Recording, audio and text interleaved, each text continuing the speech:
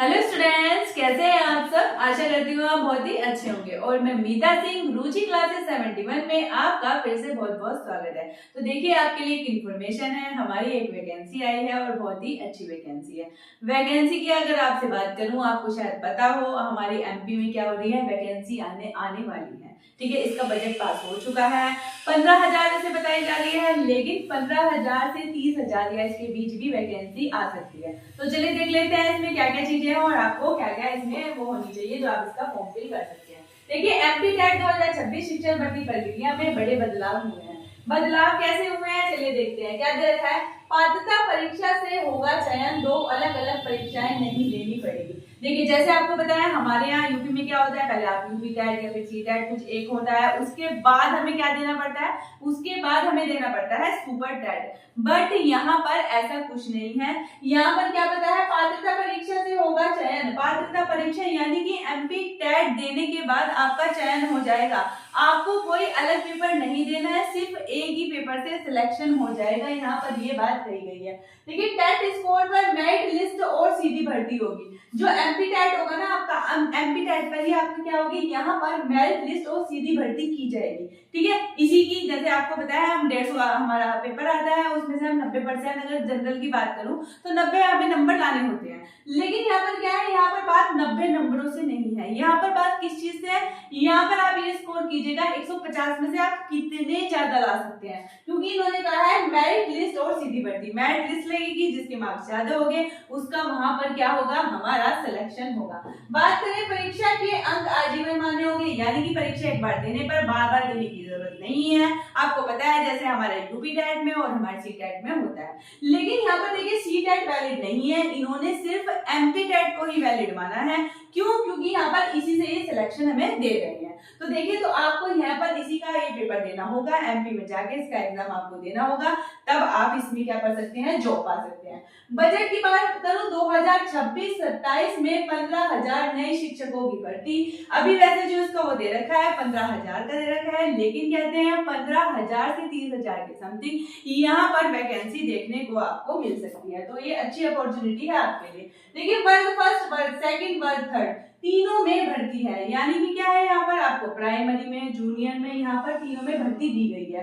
अगर मैं आपसे बात करूं यहाँ पर एमपी टेट वर्ग 2 के लिए, वर्ग 2 हमारा होता क्या है, तो 6 to 8 को बोलते हैं यहाँ पर वर्ग 2। इसकी परीक्षा आपकी जुलाई में प्रस्तावित है। 6 to 8 की परीक्षा कब, जुलाई में प्रस्तावित है। अगर अगस्त में मैं बात करूं तो कौन सी परीक्षा होगी, यहाँ पर होगी हमारी वर्ग 3 की परीक्षा, जिसे हम क्या बोलते हैं, यहाँ पर बोलते हैं हम इसे प्राइमरी स्कूल का जो टीचर होता है, फर्स्ट टू फिफ्थ के लिए यहाँ पर परीक्षा की गई है। यानी कि जुलाई में क्या होगा, आपको जूनियर की होगी, और हमारी किस में होगी, हमारी अगस्त की बात करूं तो हमारी होगी प्राइमरी वालों की होगी। यहाँ पर अब इतनी बात हुई क्लियर। चलिए, कार्यरत शिक्षकों के लिए भी टेट अनिवार्य है। आपको पता है जैसे हमारे यूपी में बोला गया है, जो कार्यरत शिक्षक हैं उन्हें टेट करना अनिवार्य है, उसमें उन्हें कोई छूट नहीं दी गई है। तो यहाँ पर भी यही बात कही गई है। चलिए, अब बात कर लेते हैं।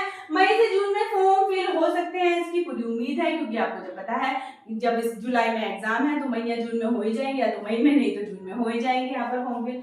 बात करते हैं वर्ग 3 के लिए अनिवार्य योग्यता क्या है। देखिए, आपको प्राइमरी के लिए क्या योग्यताएं होनी चाहिए। यहाँ पर आपको 12वीं यानी कि 12th क्लास में आपको क्या हो, न्यूनतम 50% और 2 वर्षीय डिप्लोमा हो, या फिर आपका यहाँ पर 4 वर्षीय डिप्लोमा हो।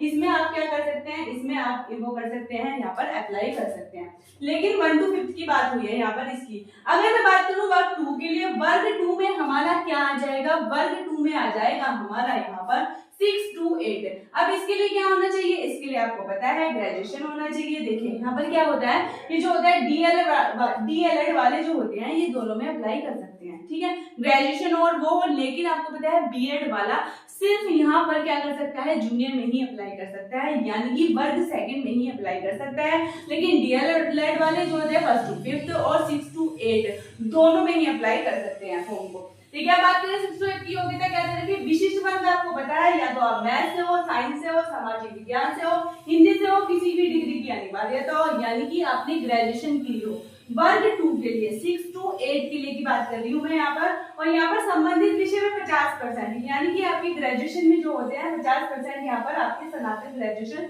में 50% प्लस आप बीएड होने चाहिए, तब आप इस फॉर्म को फिल कर सकते हैं। ठीक है, ये बात याद रखनी है, 50% अनिवार्य है ग्रेजुएशन में आपके, तभी आप फॉर्म फिल कर पाएंगे, अदरवाइज नहीं। ठीक है, आरक्षित वर्गों के लिए छूट दी गई है, जैसे सब में दी जाती है, यहाँ पर भी दी गई है। क्या दी गई है यहाँ पर? एससी, एसटी, ओबीसी के लिए क्या होती है, दिव्यांग के लिए यहाँ पर दी गई है छूट। न्यूनतम अंकों का प्रतिशत जो हमारा 50% है, इनके लिए क्या कर दिया गया है, इनके लिए 5% की इन्होंने छूट दी है। यानी कि यहाँ पर इनका परसेंटेज कितना लिया जाएगा, यहाँ पर इनका परसेंटेज लिया जाएगा 45%, तो 5% की इन्हें छूट दी जाती है। देखिए एज क्या है, 21 से 40 वर्ष जनरल के लिए यहाँ पर एज है। एक बार और ये भी जो भी छूट मिलेगी सिर्फ एमपी वालों को मिलेगी, अदर स्टेट के बच्चों को यहाँ पर छूट नहीं दी गई है। यानी कि क्या होगा, वे सब जनरल में हमारे काउंट होंगे, उनके लिए कोई छूट नहीं है, ना तो लेडीज के लिए और ना ही जेंट्स के लिए। ठीक है, यहाँ पर सिर्फ जो ये जो छूट दी है ये सिर्फ किसके लिए है, ये सिर्फ एमपी वालों के लिए है, अदर स्टेट की कोई छूट नहीं है। एससी, एसटी, ओबीसी में क्या होती है, 5 साल की जो छूट दी जाती है वही है, वो भी इनके लिए छूट है, हमारे लिए छूट नहीं है।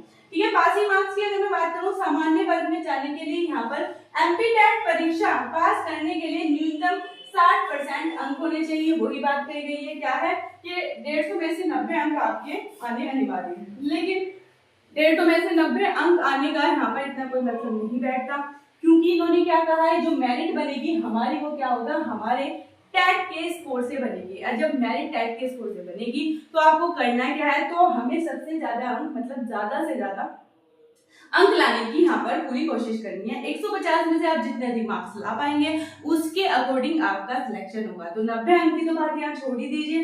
कैसे आता है, देखिए अब इसका जो सिलेबस है वो अच्छे से इन्होंने नहीं बताया है, लेकिन फिर भी जैसे आप यूपी टेट की तैयारी कर रहे हैं तो उससे काफी सिमिलर मतलब सिलेबस होता है, थोड़ा बहुत ही चेंज होगा, अगर होगा तो ऐसा नहीं है सीडीपी है उसमें 1-2 टॉपिक और बढ़ा दिए जाएंगे और उससे ज्यादा कुछ नहीं होगा। लेकिन अगर आप यूपी टेट की तैयारी कर रहे हैं तो उसकी भी तैयारी हो जाएगी, और जब ये सिलेबस जारी करेंगे उससे तब पता चलेगा कि इसका सिलेबस वही है या फिर उसमें कुछ चेंज हुआ है। तो देखिए अपॉर्चुनिटी यहाँ पर बहुत ही अच्छी है, आपको पता है जैसे हमारे यहाँ पर बेरोजगारी ज्यादा है और यहाँ पर हमें 10 पेपर देने नहीं है, सिर्फ एक ही पेपर से हमारा क्या होने वाला है, यहाँ पर सिलेक्शन होने वाला है। तो आप इसकी तैयारी देखिए, इन्होंने ये भी बता दिया है कि यहाँ पर एग्जाम कब होगा, तो आप अपनी तैयारी में लग जाइए। यूपी टेट की तो आपको पता है जुलाई में हमारा एग्जाम है, और इसका भी एग्जाम इन्होंने जुलाई में बोला है, लेकिन अभी तक इसकी डेट निश्चित नहीं की गई है। तो ये आज की थी हमारी इसमें इस इंफॉर्मेशन थी आपकी एमपी टेट के लिए, और कोई नेक्स्ट इन्फॉर्मेशन होगी तो मैं आपसे जरूर शेयर करूंगी। तो प्लीज बताइएगा आपको वीडियो कैसी लगी। अगर वीडियो आपके लिए हेल्पफुल है तो प्लीज शेयर भी कीजिएगा और हमें सब्सक्राइब कीजिएगा, ताकि आपको नेक्स्ट वीडियो का नोटिफिकेशन पहले ही मिल सके। Thank you.